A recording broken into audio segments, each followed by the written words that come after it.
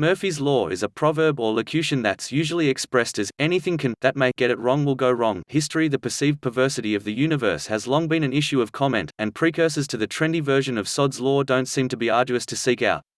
Citation needed. Recent important analysis during this space has been conducted by members of the Yankee Non-Standard Speech Society. Society member Sir Leslie Stephen Garanson has found a version of the law, not however generalized or bearing that name, during a exceedingly, in a very, report by King Holt at an 1877 meeting of an engineering society. It is found that something that may get it wrong embarrassed typically will get it wrong sooner or later, therefore it's to not be puzzled that homeowners like the safe to the scientific, adequate stress will hardly be arranged on the benefits of simplicity. The human issue can't be safely neglected in designing machinery. If attention is to be obtained, the engine should be specified, the engineer are disposed to attend thereto.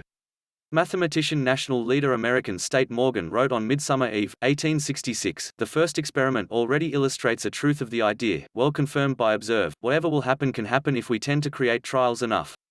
In later publications, whatever will happen can happen sometimes is termed Murphy's Law. That raises the possibility, if one thing went wrong, that Murphy is De Morgan misremembered, and possibility, among others, raised by Garanson on the Yankee Non-Standard Speech Society list. American Non-Standard Speech Society member Bill Mullins has found a rather broader version of the maxim in respect to stage magic. Brit stage magician Nevil Maskelyne wrote in 1908.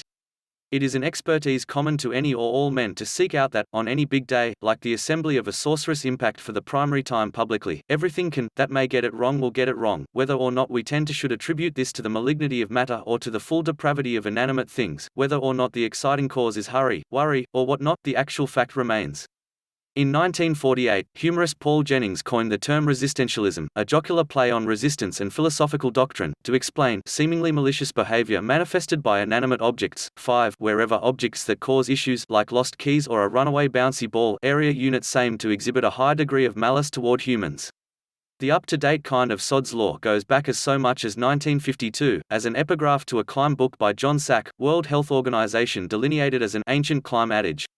Anything that may presumably get it wrong, does. Association with white potato. Differing recollections years later by numerous participants create it not possible to pinpoint. World Health Organization first coined the old chestnut Sod's Law. The law's name purportedly stems from an endeavor to use new activity devices developed by Edward White Potato.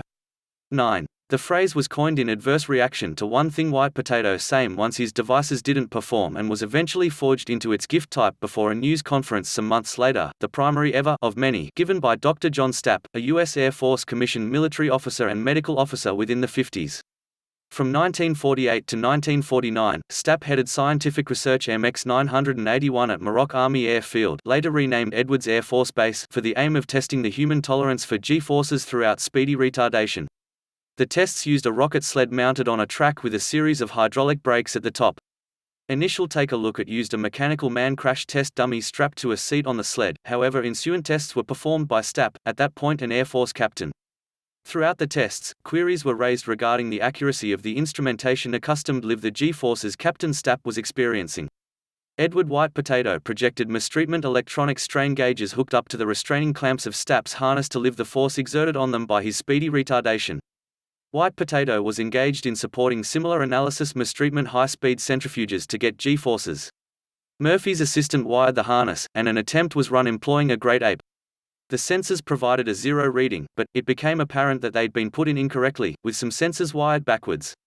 It had been at this time that a sick White Potato created his dictum, despite being offered the time and probability to calibrate and take a look at the detector installation before the take a look at correct, that he declined somewhat pettishly, obtaining off on the incorrect foot with the MX 981 team. St. George Nichols, another engineer World Health Organization was gift, recalled in an interview that White Potato goddamned the failure on his assistant when the unsuccessful take a look at, saying, "If that guy has any method of constructing a blunder, he will." Nichols' account is that Murphy's Law materialized through voice communication among the opposite members of the team. It had been condensed to "if it will happen, it'll happen," and named for White Potato in mockery of what Nichols perceived as conceitedness on Murphy's half.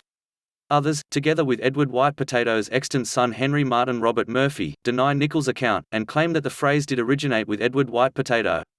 In line with Henry Martin Robert Murphy's account, his father's statement was on the lines of, "If there is quite a method to try and do employment, and one among those ways in which can end in disaster, then he can have it away that method."